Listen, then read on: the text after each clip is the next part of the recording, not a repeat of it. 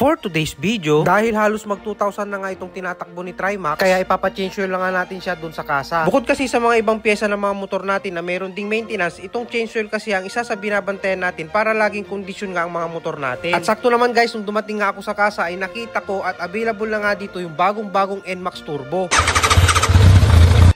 Ngayong araw nga guys ay pupunta nga tayo sa kasa kung saan nga natin nilabas itong si Trimax para nga magpa-change oil. Para sa akin kasi guys, mahalaga talaga yung meron kang proper maintenance sa yung mga alagang sasakyan o motor. Bali hindi naman ito yung first time na magpapa-change oil si Trimax dahil nappa-change oil ko na nga ito nung nakatakbo nga siya ng 500 kilometers. At dahil malapit na nga siyang mag 2,000 kaya ipapa-change oil ko na nga siya dahil nakasanayan ko na nga na every 1,500 ay nagpapa-change oil na nga ako tulad nung dati kong motor na Sniper 150. Kaya talagang personal experience ko na nga na kapag alaga mo sa change oil ang motor mo ay talagang magtatagal yung performance niya. Kagaya na nga lang nung Sniper ko na nilabas ko nga ng 2016 at ngayong 2025 na hindi pa nga nabubuksan yung makina niya. Yun nga lang guys, wala na sa akin yung motor na yun dahil nabenta ko na nga sa bayaw ko. Na-share ko lang guys kung gaano ka-effective kapag alaga mo sa change oil yung mga motor mo. At ito na nga guys, pabiyahin na nga tayo papunta dun sa kasa at inabot pa nga tayo ng traffic. Malapit na din kasi ang holiday kaya marami nang nag-uuwian para magbakasyon galing Maynila. Yung mga pa-main character ba?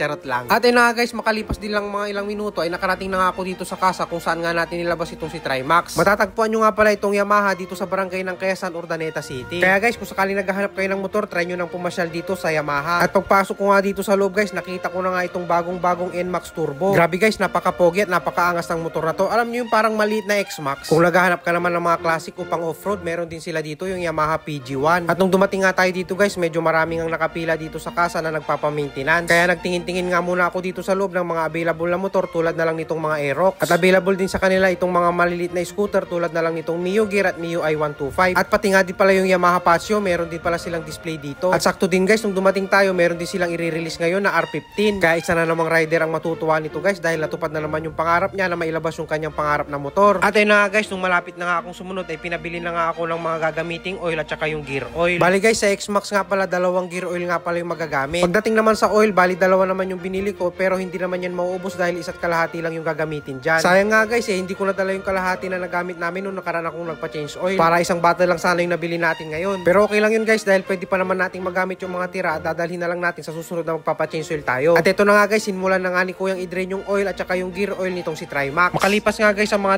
10 to 15 minutes yata yung pag-aantay namin guys para ma-drain yung mga oil at gear oil, ay sinimulan na nga ding ilagay ni Kuya yung mga binili nga natin. Nagdala nga pala ako ng sarili kong imbudo guys para hindi na mahirapan si Kuya dahil nung nakaraan nagpa-change oil nga ako ay nahirapan siyang maglagay ng oil dahil meron ng sidecar itong si Trimax. Syempre inisip ko na rin yung convenient nung mag-change oil nitong si Trimax kaya nga bumili nga ako sa online nitong imbudo. At ayun na nga guys, hindi na nga nahirapang magsalin ng oil itong si Kuya. Kaya every time na magpapa-change oil nga ako ay lagi kong dadalhin itong imbudo para hindi na mahirapan yung mag-change oil. At ayun na nga guys, pagkatapos nga ma-change oil nitong si Trimax ay nireset na nga ni Kuya yung record doon sa may panel gauge nitong si Trimax. Syempre guys, magbiblink kasi yung oil dito sa panel gauge kapag hindi natin na-reset kahit ka-change oil lang natin itong si Trimax. At ayun na nga guys, syempre bago matapos ang video natin, shoutout ko muna yung mga solid supporters natin na nag-comment sa ating mga previous video.